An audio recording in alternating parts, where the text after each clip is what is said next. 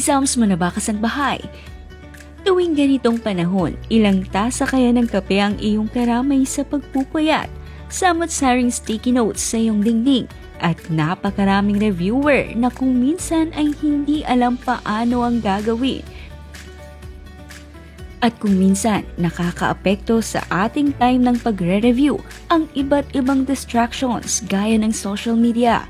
Paano ka nga ba makakapasa kung sa isang notification lang ay napapascroll ka na at agad na lose track of time?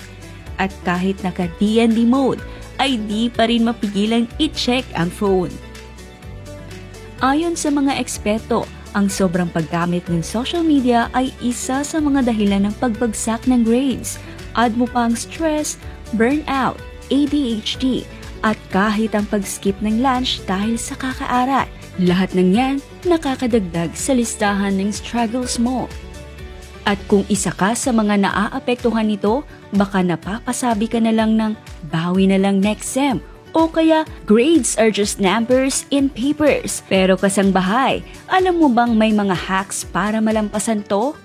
Heto na ang tips para makaahon, makapag-focus at siguradong pumasok sa iyong utak ang mga studies mo. Let's go! Tip number 1. Gumamit ng technique sa time management o Pomodoro Technique.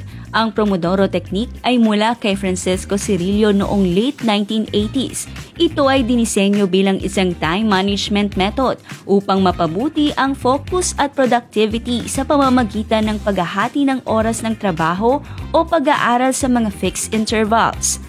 Tinawag itong Pomodoro, Italian word for tomato, dahil ang timer na ginamit niya noon ay hugis kamatis.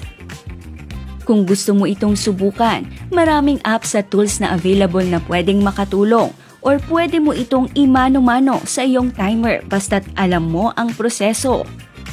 Step 1. Tukuyin ang isang gawain na kailangang matapos.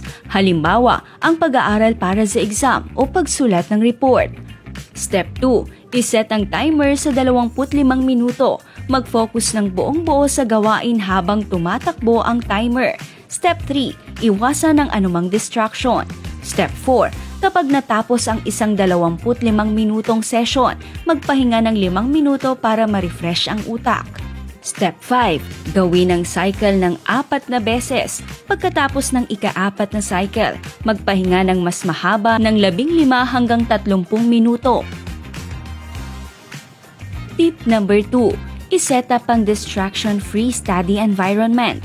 Ang pag-aaral sa isang lugar na walang distraction ay mahalaga upang mapanatili ang focus at maging productive. Sa mundo ngayon na punong-puno ng digital distraction tulad ng social media, notifications at multitasking, ang tamang pag-set up ng kapaligiran ay malaking hakbang para sa epektibong pag-aaral. Ang pagtatalaga ng isang specific na lugar para dito ay tumutulong sa utak na ma-associate ang lugar na ayon sa learning. Sa isang pag-aaral noong 2022, napag-alamang ang consistent na routine at kapaligiran ay nakakapagbuo ng habit na nagbibigay daan para mas madaling simula ng isang gawain tulad ng pag-aaral. Ito ang mga simpleng paraan para dito. I-off ang notifications ng gadgets. Isa sa mga pangunahing sanhi ng distraction ay ang pagiging distracted sa social media at messaging apps. Maaari mong ilagay sa Do Not Disturb mode ang iyong gadget o gumamit ng productivity apps tulad ng Forest at Focus at Wheel na tutulong sa iyo upang mapanatiling nakafocus. Ang mga ingay mula sa kapaligiran ay maaaring magdulot ng cognitive overload at magpahirap sa pagre-review. Kaya naman importante na maglaan ng espasyo na malayo sa ingay.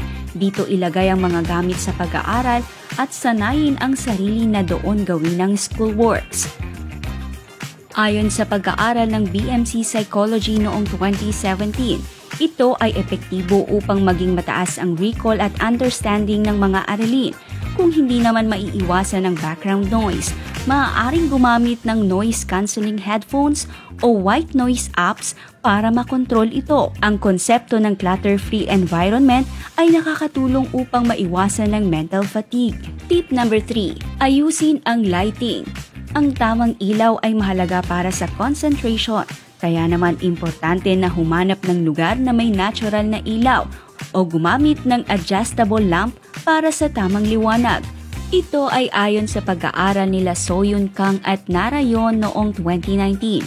Ang natural lighting ay may positibong epekto sa mood at focus ng mga estudyante. Samantala, ang sobrang maliwanag o sobrang dim na ilaw ay maaaring magdulot ng eye strain. Kung maaari, palaging mag-aral malapit sa bintana at gumamit ng manipis na kurtina upang ma-filter ang liwanag. Ilan lamang ito sa mga paraan upang makapag-aral ng mabuti para sa paparating na exams. Importante rin na kilalanin ang sariling kakayahan, kung anong oras ka malayang makaka-review at kung anong method ang epektibo sa iyo. Tandaan kasangbahay, hindi mo kailangang magpuyat ng sobra, ubusin ang kape sa pantry o magpanik para lang magtagumpay. Ang susi ngayong exam week ay tamang diskarte, bawas distraction, dagdag focus at konting self-love. Huwag din kalimutang manalangin sa Diyos para masamahan tayo sa ating pagsisikap. We get this! Tara, review na! But make it aesthetic.